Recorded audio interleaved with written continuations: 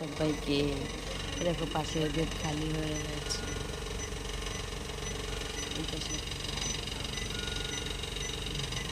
ছটা বেডের মধ্যে এখন আছে 3 জন আর 4 জন, আর 2টো বেড খালি।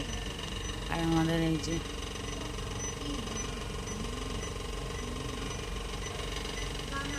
আজকে খুব অবস্থাটা খারাপ ছিল, সারাদিন না খাওয়া। এখন স্যালাইন, অক্সিজেন এইসবের উপরে আছে।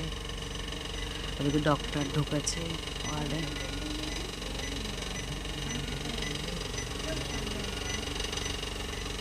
সামনে নিয়ে যাওয়া যাবে না, ঝামেলা হবে তাহলে।